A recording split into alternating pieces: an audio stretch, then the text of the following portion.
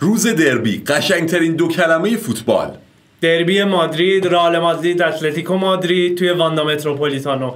یکی از حساس‌ترین بازی‌های این ماه رئال مادرید در مادرید فارسی. خیلی خوش اومدید به مادرید فارسی. امیدوارم که با ما تا آخر ویدیو باشید چون قرار مفصل درباره حواشی حال حاضر رئال صحبت کنیم، به ویژه هولوش دربی و یه تحلیل کامل از رئال مادرید و اتلتیکو مادرید قبل از دربی مادرید داشته باشیم. پس با ما باشید چون همه اتفاقا اینجا میفته، ولی قبلش تشکر ویژه داریم ازتون. تشکر از تک تکتون. لایک میکنید، ویدیوها رو تا تهش میبینید، حمایت میکنید، کامنت میذارید و واسه دوستای رئالیتون میفرستین و علل خصوص علی اکبر موسوی هر ویدیو کارمون شده ازت تشکر کردن. دمت گرم بابت حمایت‌های مالی که این سری هم کامنت گذاشته. ان شاءالله بزنیم اتلتیکو رو جرواجر کنیم، برگردن. ته افتخارشون رو زده بود فرناندو تورس و آراگونسه. آره دیدیم کامنتشو که گفته بود برگردن به همون شرایطی که بودن. حالا راجع به اتلتیکو مفصل صحبت می‌کنیم. اینم بگم ما بنامون اینه که تا بازی تموم شد ویدیوی پس بازی رو بریم، اگر اینترنت یاری بده و اذیت نکنه، چون ما درجا ضبط میکنیم ولی قضیه این که بتونیم آپلود کنیم و اینا یه ذره به شرایط اینترنت هم برمیگرده. شرایط خوب باشه همون درجا میذاریم، اگر نه فردا 9 صبحش ویدیو آماده است. آره بریم مثلا از اخبار و حواشی رئال شروع کنیم که بعد از بازی با لوانته که 4-1 رئال تونست شکستش بده. اولین خبر راجع به ادر میلیتائو بردیا که گلش به عنوان نامزد گل ماه لالیگا انتخاب شده در کنار گل پادشاه فرمین لوپز و داداشمون وارگاس از سویا. شبیه اکیتیکه نیست زره. آره کلا نامزدای دوباره ماه رئال، به ماه رئال میگم ماه لالیگا اعلام شدن که یکیش گل میلیتائو، فکر میکنم توی همه موارد هم کاندید داریم. بله. احتمالش زیاده به نظرم این مورد رو میلیتائو بگیره چون خیلی گل عجیب من فکر میکنم حالا از گل فرمین قشنگتر بود. گل فرمین هم خیلی قشنگ بود ولی مال میلیتائو فکر کنم از گل فرمین قشنگتر هست. حالا گل وارگاس رو ندیدم. احتمال میدم زیاد به خاطر اینکه تو موارد دیگه فکر میکنم احتمالش زیاده نگیره. ماه قبلی چون ماه قبلی ژاوی گرفت باز ویارال نیکولاس پپه گرفت. پپه گرفت. بازیکنم امباپه بود. ولی خب حالا بریم جلوتر راجع به اون بخش بازیکن و مربیش صحبت می‌کنیم. برنابئو خدا رو شکر مثل آزادی داره تازه ساخته میشه. حرف بیو گذاشتن.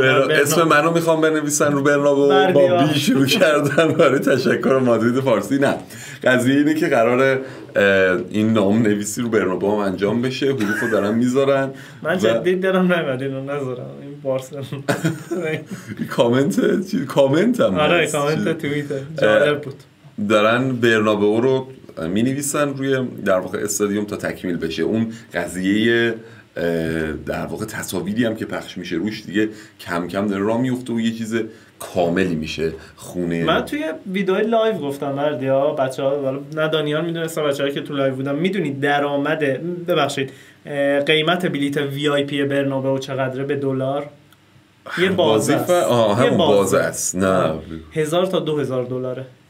1000 تا 2000 یعنی مثلا توی بازی مثل ال کلاسیکو میشه 2000. جایگاه ها هم فرق داره. یه سری مثلا اتاق مخصوص داره، یه سری داره که فقط مثلا توی رستوران دیده به استادیوم داره، شما سرویس غذا داری، جایگاه‌های متفاوتی داره. یه دونش داره رو تخت دراز میکشی، بعد بازی هم تا صبح میتونی تو اونجا بمونی. اتاقی که داره آره وی آی پی شو که دیدم مثلا تصاویرش بی‌نظیره. یه حالت مثلا تراس مانندی اتاق داره. از اتاق میای بیرون بازی رو تماشا می‌کنی. یه حالت فرست کلاس دیگه ولی بیزنس توره. 1000 تا 2000 دلار که با قیمت امروزی یه ذره به دلار خیلی فکر نکنی. آره. خبرهای بعدی دو تا خبر نقل و انتقالاتی رومانو کار کرده دیگه. دیده بازار نقل و انتقالات تو خواب زمستونی داره میره. یه دو تا خبری هم بزنیم دیگه. فابریزیو رومانو گفته اوضاع بین لیورپول و ابراهیم کناته خوب پیش نمیره و احتمال داره که این قرارداد تمدید نشه. بارها این قضیه رو گفته، باز هم تکرار کرده و رئال مادرید هم منتظره که این قضیه آره دیگه کناته رو خیلی و قضیه اوپامکانو هم اومده وسط. یعنی میگن اوپامکانو هم احتمالش از تابستون دیگه به رئال مادرید لینک بشه بازیکنی که اونم داره آزاد میشه. آخه شما میخواینش مثل که من نمیدونم هر دو تا باشگاه میخوان. من خبر میخونم که بارسا هم رئال مادرید دنبال. فکر میکنم اشتباه بهشون گفتن اوپامکانو کدومه تو زمین، چون مثل که و پشمندش راجع به سالیبا هم صحبت کرده. گفته که رئال مادرید بیشتر از ابراهیم کناته اصلا علاقه هستش به سالیبا، ولی همه چی به آرسنال بستگی داره. آرسنالی که خیلی سخت‌تر احتمالاً اجازه خروج سالیبا رو بده، چون بعد فکر می‌کنم اگر اولین نباشه جزو 3 تا بازیکن اصلیشون هستن. بله، ولی قضیه رئال مادرید هم بیاد وسط، ممکنه که سالیبا نره سراغ تمدید. حالا باید ببینیم که آرسنال بالاخره باش تمدید میکنه یا نه حتما شرایط ویژه‌ای براش میذارن که تمدید. البته فکر کنم قراردادش بیشتر یه سال مونده. کناته یه سال مونده. آره کناته یه سال، سالیبا 2-3 سال است. تاریخ ال کلاسیکو، مهمترین بازی شاید فصل برای عاشقای بارسا و رئال، ال کلاسیکوه که تاریخش افتاده 26 اکتبر، میشه 4 آبان اگر اشتباه نکنم، یک شنبه ساعت 1:06 بعد از ظهر هست توی برنابئو. بازیو که دیگه لایو میریم براش، بعد بازی براتون ویدیوها میریم، پیش بازی همه چی اون بازی داره. اون بازی اصلا داستانش متفاوته. و بعد از فیفا دی دیگه یه بازی حوصله سربر فیفا دی داریم و بعدش ال کلاسیکو. به نظر میاد خیلی هم حساس باشه با این فرم دو تا تیم. با این فرم دو تا تیم واقعا. داداش روئدا، خصوص روئدا. آره بگم چیه خصوص روئدا؟ در واقع مربی آنالیزور ضربات ایستگاهی تیم لگانس بوده. حالا چرا اصلا از لگانس ایشونو آوردن که به کادر فنی ژابی آلونسو اضافه شده؟ به خاطر اینکه گویا زیر نظر گرفتن بازی لگانس اینو نشون داده که خیلی کار کردن رو ضربات ایستگاهی، کورنرها و نتایج خیلی خوبی داشته براشون. آمار گلزنی تیم لگانس از روی کورنرها بالا بوده، به خاطر همین خود ژابی آلونسو هم درخواست داده، روئدا اومده تو باشگاه، الان توی کادر فنی ژابی آلونسوه. حالا من یه نکته جالبی بگم، ببینید اصلا چقدر حرفه‌ایگری فوتبال توی اروپا که برای ست پیساشون آنالیزور میرن به خدمت میگن. بعد توی ایران من اصلا بحث نمی‌خوام کانال پرسپولیس. آره یه تبلیغ پرسپولیس فارسی رو ولی دنبال بکنید جدی. یه شخصی هست به اسم آقای خاممان، مهرداد خاممان، که در حال حاضر آنالیزور پرسپولیسه. با 3 تا مربی، 4 تا مربی مختلف آنالیزور این تیم بوده بردیا. یعنی مربی‌ها میان این میمونه. یعنی بجز چند تا مربی تاپمون که خودشون آنالیزور آوردن مثل برانکو، مهرداد خاممان خودش همیشه هست. مربی‌ها رو میکنه بیرون میاد. حتی تو تیم ملی هم آنالیزور بوده ها. نمیگم مثلا آنالیزور بدیه، اصلا کاری با خوبش ندارم، دارم صرفا میگم تفاوت ایران و اروپا. بابا اصلا پارسال یاد باشه میگفتن آرسنال کلا رو ضربات ایستگاهی پیشرفت کرد و دیدیم حتی قبل از ضربه ایستگاهی رایس وای میستادن. قبل از ضربه ایستگاهی رایس به رئال کاملا برنامه داشتن آنالیزور. خیلی مهمه دیگه، راجع به تک تک جزئیات فکر میکنن. الان کاملا فوتبال علمی شده، یه علم دیگه. بریم سراغ و یکی از دانشمنداش ایشونه، آقای ژابی آلونسو، نامزد به عنوان مربی ماه لالیگا، کسی که ماه قبلی هم بهترین شد توی اولین ماهش و الان در کنار هانسی فلیک و سرمربی الچه که فوق‌العاده جالبه بدونی علی 3 تا تیم تو لالیگا امسال باخت نداشتن، رئال مادرید، بارسلونا و الچه. 2 برد و 3 مساویه که باریکلا گفت باریکلا. آره اون کانر مکگرگوره. بعد این 3 تا کاندیدم. من حالا حسم اینه ممکنه دو ماه پشت سرم هم بگیره، ولی مثلا اینجا فکر میکنم فیلیک میگیره. احتمال فیلیکو بالاتر میدونم به خاطر اینکه حالا هم ماه قبلی گرفته، هم این ماه بارسلونا هم همه بازیشو برد. چون تنها بازی که بارسا امتیاز از دست داد نسبت به رایو بود که ماه قبلی حالا درسته والنسیا رو شرح شب با اوویدو دارین، ولی این دیگه تاثیر فکر نکنم باید. آره نه گذشته دیگه اصلا از ماه خارج شده و این ماه ببین عملکرد بارسا فکر میکنم از نظر آماری از نظر اختلاف بردای خوبی داشته. آره والنسیا رو بردیم، از اون طرف 3 تا به چیز زدیم، میگه همشو برد. احتمالش زیاده فیلیک بگیره، چه رقابتی شاید حتی هم سارابیا که تو مصاحبه پیش بازیش هم با اوویدو هانسی فلیک گفته که امسال بردن لالیگا معلومه سخت‌تره چون رئال مادرید هم جون گرفته. قشنگ 2 تا تیم. و فارغ از اون این بحثو بارها کردیم که آقا پارسال فیلیک هندونه در بسته بود، خیلی تیم‌ها نمیدونستن آفساید ترپ چیه، میومدن گیر میافتادن و میباختن. امسال فهمیدن. از اون طرف مال آلونسو رو حالا امسال نمیدونن داستان چیه. آلونسو هر بازی یه سورپرایزی رو میکنه، کار راستو میاره دفاع وسط، عجیب و غریب نمیدونه. و خب این تازگی تاکتیکه یه بچه برتری برای مربی‌ها. بریم سراغ کاندید بعدی، کلیان امباپه برای دومین بار تو دومین ماه متوالی به عنوان کاندید. ماه قبلی پپه شد، امباپه نشد. و کاندیداها رو داریم میبینیم. باز هم وارگاس از سویا هست، پدری از بارسلونا، فورنانس بتیس و ایانگ لوانته. ایانگ هم بازیکن خوبی بود این ماه. من فکر میکنم بین پدری امباپه است، چون امباپه ماه قبلی هم نگرفت، احتمالش هست این ماه بگیره. آره. امباپه احتمال من یادم نبود وقتی گفتی پپه یادم، من همش تو ذهنم بود امباپه گرفته. البته هم پدری هم مرد شماری که بارسا هم با اختلاف پدری خیلی برای بارسا خوب بود، یعنی واقعا ستاره این روزای بارساست. دوتاشون احتمالشون بالاست که بگیرن. چون یه بازی چمپیونز کردن که حالا واسه بارسا ستاره شاید اون بازی بعد یا بیشتر از پدری خوان گارسیا بود با سیوای متعددی که انجام داد، ولی توی لالیگا با نبودن یامال بازی پدری خیلی بیشتر به چشم اومد و امباپه که اصلا رکورد داره میزنه. امباپه احتمالش زیاده چون ماه قبلم نگرفت، تقریبا هر بازی یه گل متوسط زده دیگه. الان تو کل 9 گل تو 7 بازی تو کل فصل که تو لالیگا میشه 7 گل توی 6 تا بازی. آره باید ببینیم بین احتمال خیلی قوی بین این دو نفره دیگه. و از آمارهای کیلیان امباپه در مقایسه با برترین مهاجم‌های اروپا 5 لیگ معتبر توی آمار شوت زنی نفر اول، اکسپکتد گل یا ایکس جی اول، ایکس جی به اضافه ایکس اول، یعنی پاس کلیدی اول، پاس کامپلیشن درصد پاس‌های صحیح اول، تاچ توی باکس هم اوله. اونم بگم ایکس جی و ایکس ای یعنی همون انتظار گل و انتظار پاس گل رو هم دیگه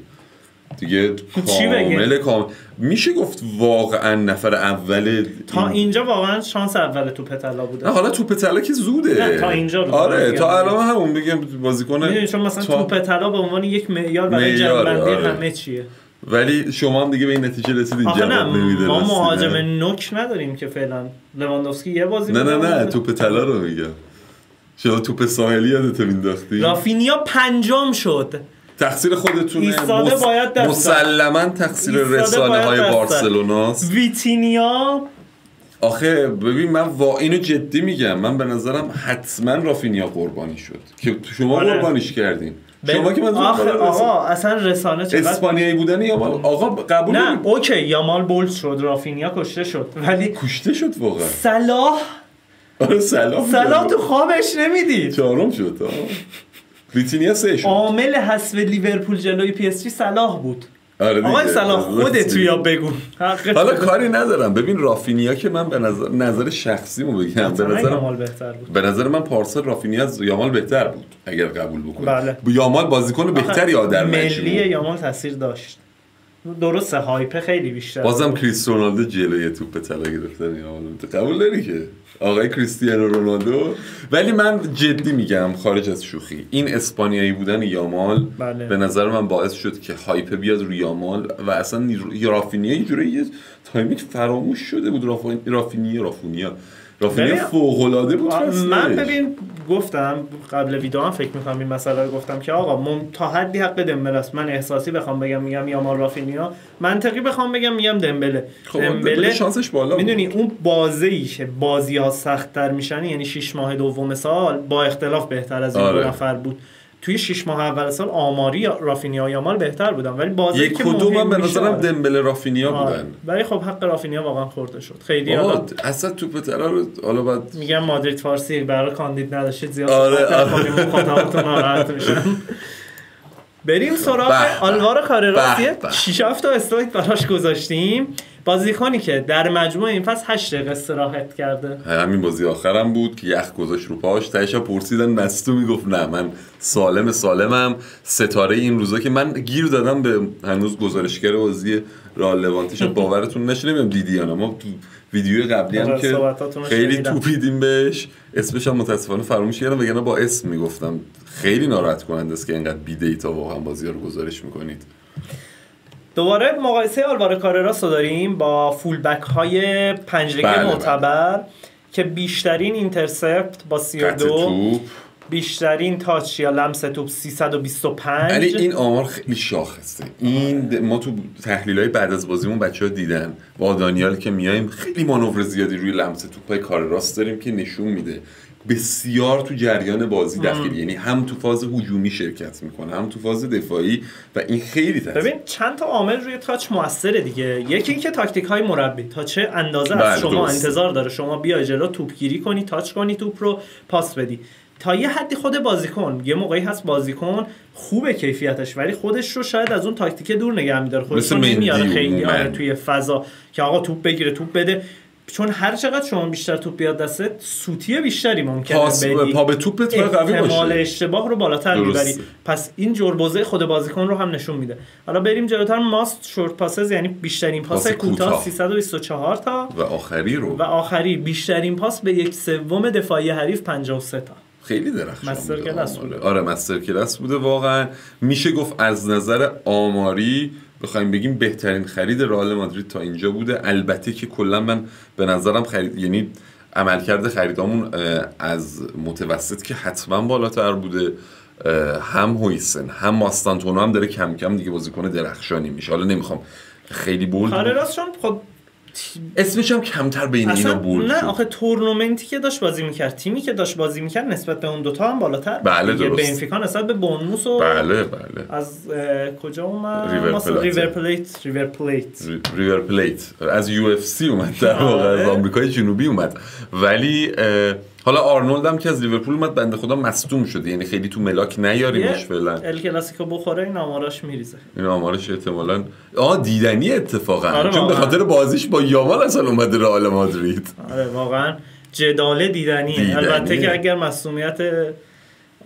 مسئولیت ناحیه‌های شکسته و اینم دوباره آمار دیگه توی بازی لوانته، اسپانیول و مارسی 3 تا بازی پشت هم هیچ دریبلی نخورده، یعنی هیچ بازیکنی نتونسته دریبل ازش رد بشه. من یه مقدار نگران این آمارا هم هستم، از اون آمارایی که یهویی بازیکنو با کله زمین میزنه ها. ببین من به خود بچه‌ها همیشه میگم قضیه سر آسنسیو رو خاطرت از پارسال من کلا همیشه به بچه‌ها میگم ببین وقتی یه بازیکن اینجوری درخشانه تو تیمایی مثل ما قبول باید بکنیم دیگه، تو تیمایی مثل رئال مادرید و بارسلونا سری بولد میشه. بله.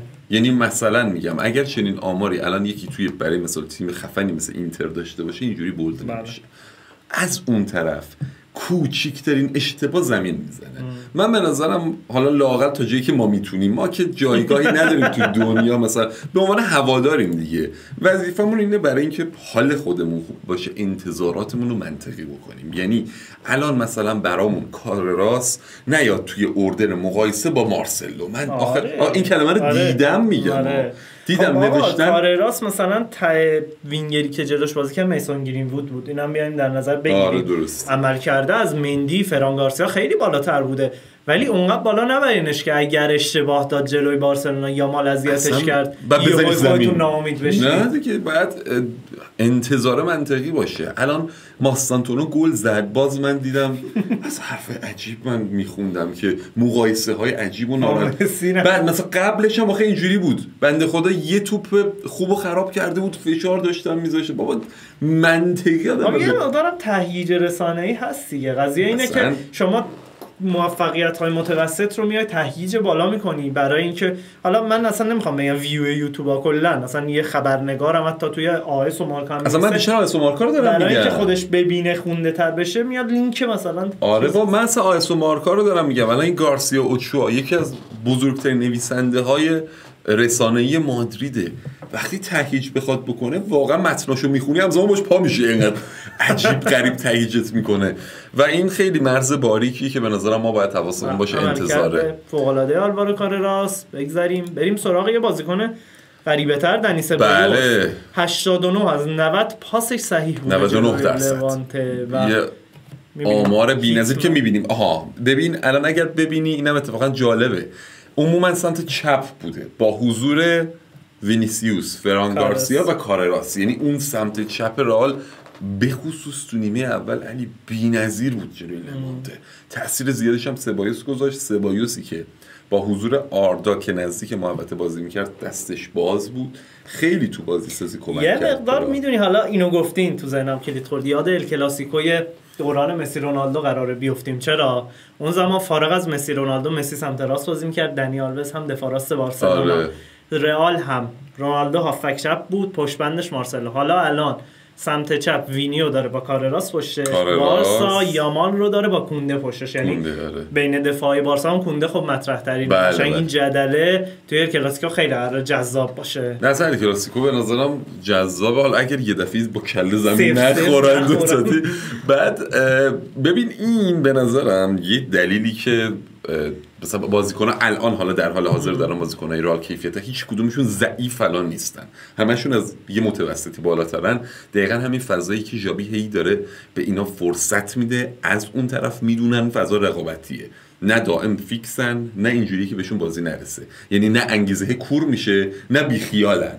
این خیلی به نظر من باعث شده که بازیکن‌ها فعلاً فارغ از اون تهییج مربی هم هست دیگه. آره اینه که یه موقعی شما چقدر چرخشی بازی میدی، یه سری بازیکنان نمیچربن تو اون پست. مثلا پارسال آنجلوتی یه سری پستار میومد چرخشی بازی میداد، آقا نمیومد. ولی قضیه اینه که آلونسو حتی کار راست رو بیاد الان به نظرم مثلا دفاع راستن بازی بده، یه جوری میفرستادش رو زمین، تاکتیکی پرش میکنه که در میاره کارو. و این بچه برتری مربی های جوونه که ما بارها گفتیم فوتبال نوین امروز چقدر نیاز داشته به تفکرایی مثل آنسی فلیک، مثل ژاوی آلونسو. بعد میبینید دیگه همش برای هر قسمت آنالیزور فوتبالم فنی شده دیگه، باید به روز باشی. الان تو ببین مثلا پپ گواردیولا هم کم کم به بنبست. پپ گواردیولایی که خودش نماد مدرن بودن تو مربیگری کار خودشه. یه مصاحبه کرد فکر می‌کنم قبل بازی دیشبش بود مسابقه، میگفت ما قهرمان میشدیم، میگفتن جذاب نیست قهرمانیتون. از همین این کارو کرده، یکم هیجان داشته باشه. پپ گواردیولا اصلا خودش نماد مدرنیته بود توی فوتبال. بریم سراغ اما دربی، پیش بازی دربی مادرید، چرکترین بازی سال بین دو تا بین تیمای اول و دوم اسپانیا، تیمای پایتخت اسپانیا. بعد توی بازی‌های مقابلشون توی بازی زمانی ها، این از اول نیستش، توی بازی زمانی که حالا فوتماب آمارشو گذاشته 14 برد اتلتیکو، 22 من کلشو بگم. آره کلشو بگو. اصلا بذار من کلشو بگم اگر گوشیم یاری بده. آره توی تمام بازیایی که خب یکی از پرتکرارترین طبیعتاً بازی‌های رئال مادرید تو تاریخش هم هست، دربی مادرید، همونطوری که میدونید توی تمام بازی که 222 تا بازی بوده 110 برد برای رئال مادرید بوده، 55 مساوی و 57 برد برای اتلتیکو مادرید که طبیعتاً 2 تا بازی اصلی 2 تا فینال چمپیونز لیگ بوده. درباره رئال اتلتیکو اصلا بذار یه حاشیه‌ای بگم.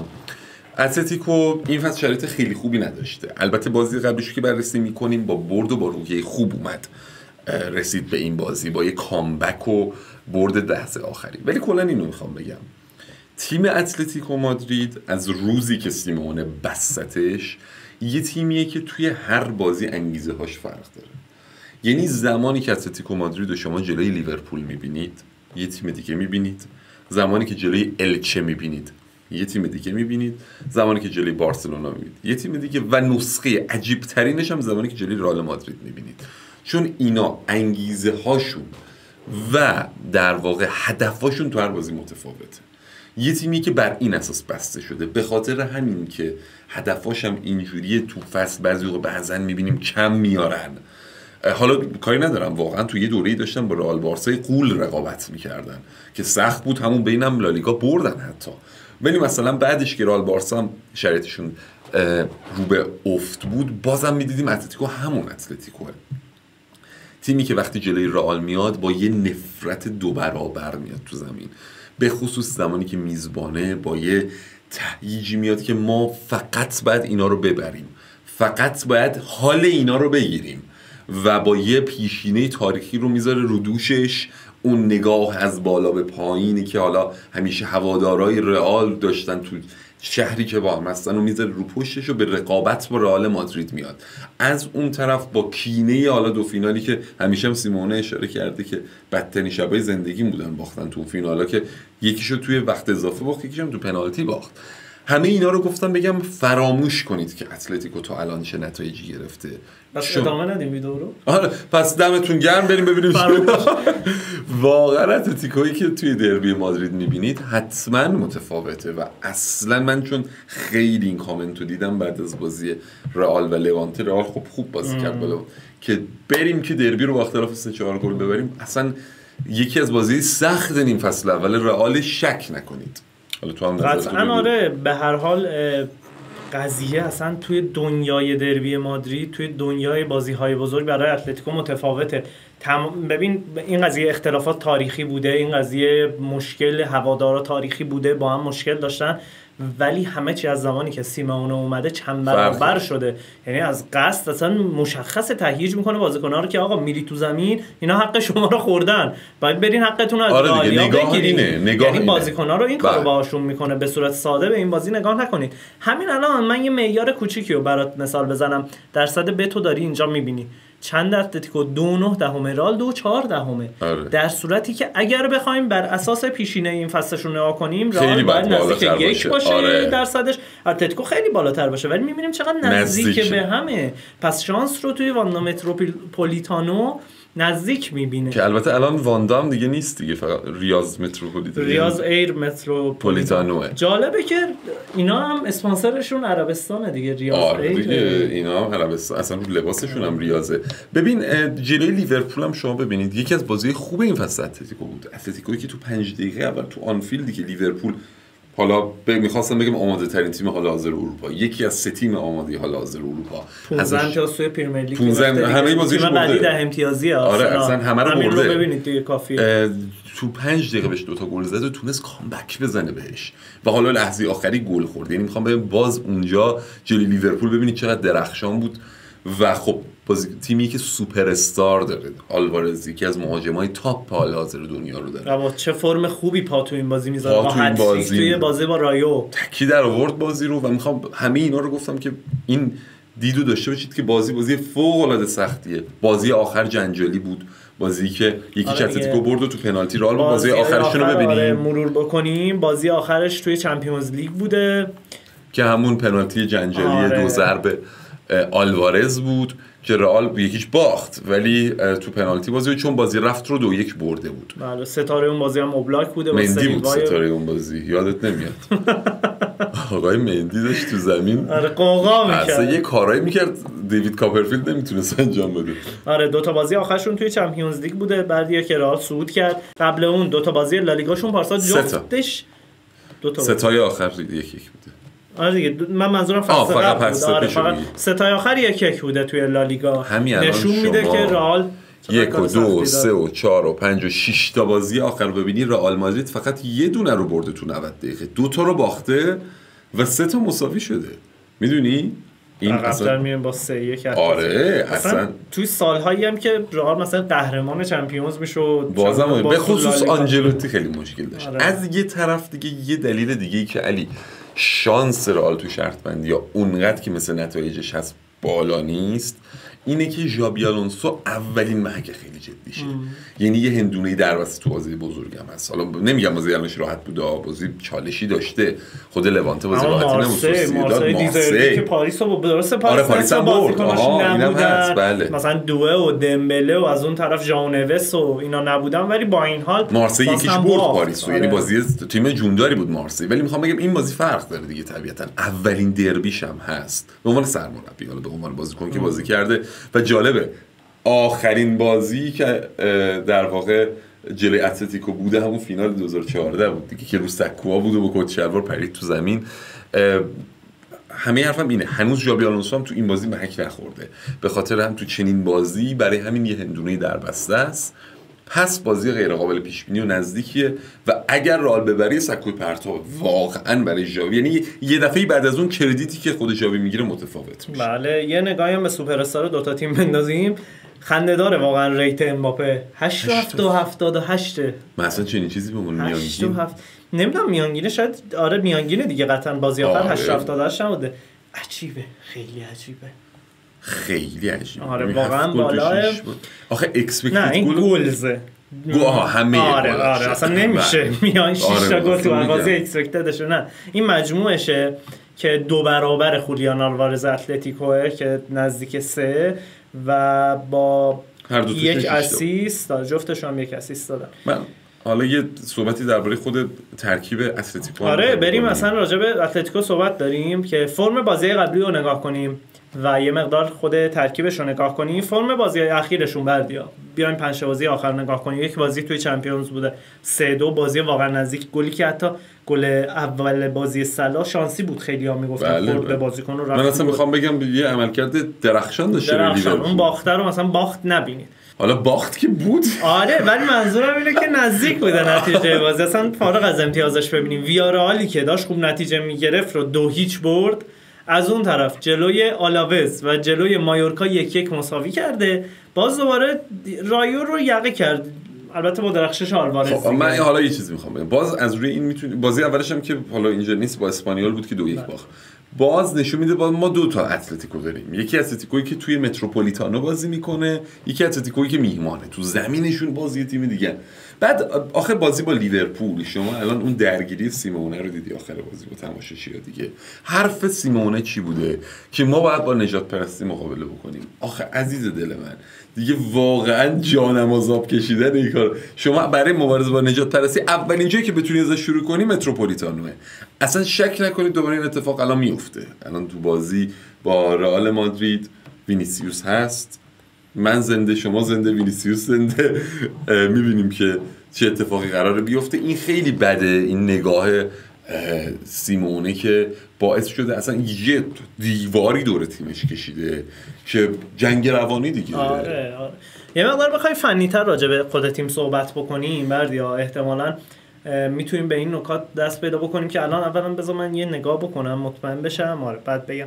سورلوس که این بازی محروم بود ولی بخشیده شد کارت قرمز و میتونه بازی کنه، البته احتمال زیاد فیکس نباشه. یه نگاهی که میکنیم سمت راست و چه تمایز تیم اتلتیکوه، جایی که احتمالاً مولینا رو فیکس نبینیم، به پسرش توی این بازی استراحت داده جیووانی سیمونه که به عنوان ترکیب دیشب دیگه، این ترکیب دیشبه که الان شما دارید میبینید پریشبه جلوی رایو دارن بازی میکنن.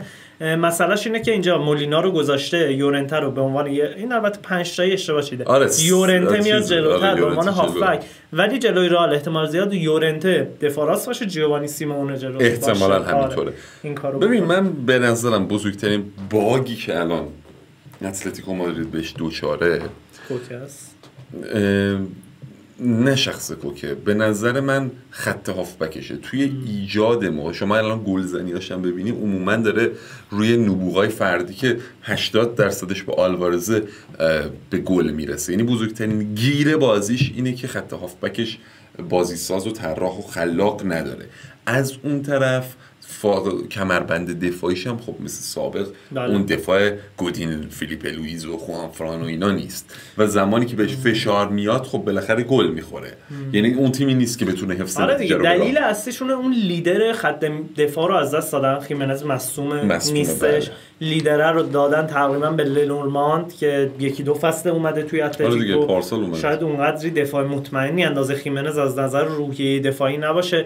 در کنارش اومدن هانکو رو اضافه کردن این فصل، هانکویی که تازه اومده افت و خیز داشته توی بازی‌ها، خیلی بالا نبوده. سمت چپ خاویگالان رو دارن توی دفاع چپ، خاویگالانی که به نسبت باز میشه گفت بازیکن نورمال‌تری، سابقه بازی توی لالیگا رو داشته، یکم با تجربه تره، سلتا بوده اگه اشتباه نکنم. میاد توی خط هافبک گلگر رو دارن به عنوان یک بازیساز، باریوس رو دارن به عنوان تخریبچیشون و کوکه به عنوان عامل اتصال دهنده خط هافبک به خط هجومیه که ضعفه به نظر من تو این کوکه است. کوکه‌ای که داریم میبینیم اکثر بازی‌ها داره دقیقه 50 از تعویض میشه، بازیکن نیست که دیگه از نظر نفسی و توانی برسه و اون هنری که شاید توی 3-4 سال پیش 2 سال پیش نشون میداد خودش رو نداره، افت کرده و جایگزین آنچنان مناسبی هم نداره که بتونه فیکس بذارتش. مثلا داریم میبینیم یورنتر مثلا جیووانی سیمونر میخواد بهش استراحت بده، مولینایی که سطحش میدونیم متوسطه، توی آرژانتین هم حتی فیکس نبود،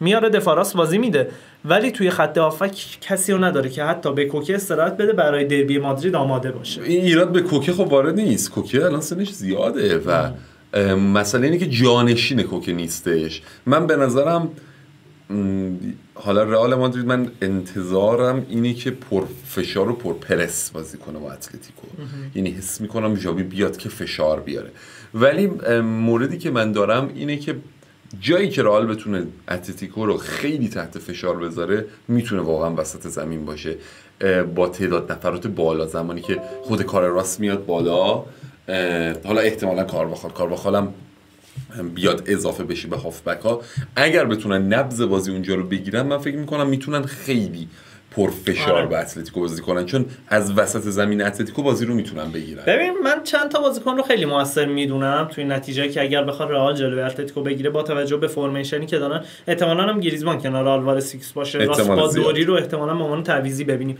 چون چند تا بازی که راسپادوری کنار آلوارز بازی داده اونقدری خوب، مثل درسته فرم گریزمان هم خیلی افت کرده ولی راسپادوری هم نتونسته به اندازه کافی اون عملکردش رو نشون بده هنوز.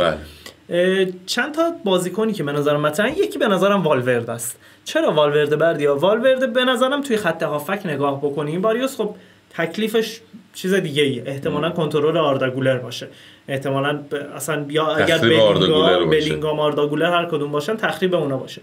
ولی نقش اصلی بازی سازی برای هجوم‌های اتلتیکو، چون میدونیم توی متروپولیتانو قضیه اتلتیکو با مثلا سانتیاگو اینجا فرق داره، میاد که مقداری بالاتر بازی بکنه و گلگر احتمالاً مرد اول خط هافبک اتلتیکو باشه با توجه به فرم این فصلش که خوبم داره بازی میکنه. والورده خیلی جدال مستقیمش با گلگر مهمه که چقدر بتونه کنترلش کنه. دومین بازیکن باز به نظرم کارراسه، جایی که یورنتس ستاره اتلتیکو جلوی لیورپول هم دیدیم عملکرد درخشان اون بود و همینطور جیوانی سیمونه که چقدر بازیکنیه که رو مخه و میدونیم برای هر توپ هم خودشو میکشه و دعوا میکنه میجنگه و پسر کو ندارد نشانست کو ندارد نشانست. این چند تا بازیکن‌های مطرحن که کارراس و والورده مهمه که چه عمل کردی و نهایتاً مهمترین فرد توی ترکیب اتلتیکو آلوارزه، ستاره بیشتر نوشراشونه که اگر روزش نباشه خوش به حال رئاله و اگر روزش باشه بد به حال. الان بازیکن رو فرمیه، دین هویسن و ادر میلیتائو، بعد بازیکنی که هم با فاصله از محوطه خطرناکه مثل گل سوم دیشبش که بی‌نظیر بود، شما گل سومش رای رو حتما ببینید، فوق‌العاده زد، هم خارج از محوطه درخشانه، هم ایستگاهی میزنه، هم با دو پاش مسلطه، هم داخل دفاع میدوه، هم سرعتی هم تکنیکی، بازیکن فوق‌العاده درخشانیه که من نمیدونم تو اتلتیکو مادرید چیکار میکنه ولی خب واقعا درخشانه. حالا من درباره رئال بازیکن کلیدی گفتیم، ترکیب رئال هم می‌خوایم بچینیم دیگه، ترکیب رئال هم بچینیم تا من نظرمو بگم که چه جوری نمیچینه ژاوی، یعنی میتونم بگم و بهت بگم چون داشتم به این فکر می‌کردم جلوی این چیزی که علی میگه والورده بودن باکس، چون بازیکن باکس تو باکس هم هست طبیعتاً تو چنین بازی فیزیکی تاثیرگذار هست. ترکیب رئالو بچینیم میگم. بله حتما گلر شروع کنیم که لونین رو بذاریم تو این ترکیب. میخوام یه ذره سیف بچینم، یعنی ترکیبی که به نظرم قوی تر میاد، چون احتمالاً تو بازی بزرگی اون نره سراغ ریسک، شایدم بازم به ما بگه که بفرمایید کارراس میذارن نوک حمله. نوشه جان. من کارراس به نظرم سمت چپ. حالا این بازی اولین بازی که کارراس رو استراحت میده. هویسن میلیتائو فکر میکنم زوج مناسب. یه تو داری کمترین ریسک رو. آره دیگه من کمترین ریسک رو واقعا در نظر میگیرم، یعنی یه جورایی سیف ترین ترکیب رئال دنی کارواخال سمت راست که استراحت هم کرد با میلیتائو، به نظر میاد آماده دربی شدن. چی کار داشتی میکردی؟ دنی زدم دنیله. خط هاف من همون ستای همیشگی 4-4-2 میخوام بچینم. زودتر گفتی داداش. من فکر کردم میتونی جا لوزی هم میخوام بچینم با اجازهتون، یه ذره خواسته همون زیاد داره میشه. آره دیگه یواش یواش. آره به همون صورت که اینجوری که شوامنی جلوی هویسن میلیتائو باشه که حضورش حتما ضروریه برای خفه کردن آلوارز تو پشت محوطه، والورده و آردا گولر نقش حیاتی دارن دیگه. البته ببین من الان داشتم فکر میکردم، من تو ذهنم این بود که جود بلینگام این بازی فیکسه، ولی ممکنه ماستانتونو فیکس باشه چون بازی قبلی هم خوب بود. سبایوس که قطعی به نظرت فیکس نیست، اینو اول بگو، چون بازی با لوانتر بازی داد که استراحت بده به هافک. به نظرم نیست. آره آردا رو به نظرم فیکس نیست، به حدی رسیده که فیکس باشه. همین اینو شک دارم.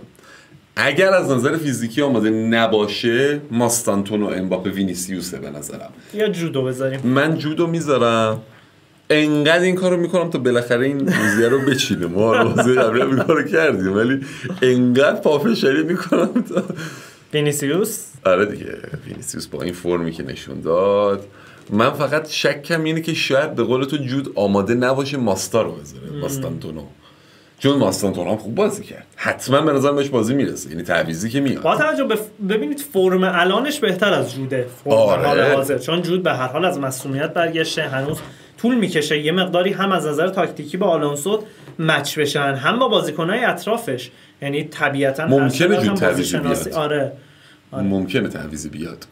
من یه مقداری به نظرم بستگی داره روی این که خیلی بالا بخواد بازی کنه یا بخواد بالا بازی کنه. اگر خیلی بالا بخواد بازی کنه به نظرم ماستانتونو رو میذاره، اگر بخواد بالا بازی کنه جود رو میذاره، چون به هر حال یا بالا یعنی وسط رو بگیره. آره. جنگ میاد. الان داشتم فکر میکردم احتمال ماستانتونو به نظرم بیشتره، ولی نه بذار جود باشه، بذار جود باشه که ما چون اگر جودو بذاره میگیم ببینید ما گفته بودیم. آره. این ترکیب احتمالیه برای بازی شنبه شب، بازی که ساعت 5:45 به وقت تهران برگزار میشه. بلافاصله بعد بازی ویدیوی پس بازی رو داریم. حالا با توجه به شرایطی که میتونیم بذاریم ویدیو رو یا نتونیم، یا همون شبش هولوش 10 تا 11 میره ویدیو، یا فردا صبحش ساعت 9 صبح میره. تلاشمون بعد از بازی. آره بس دمتون گرم که ما رو دنبال میکنین. همیشه همراه مادرید فارسی باشید. اونو دو استرس حالا مادرید بگو تو هم.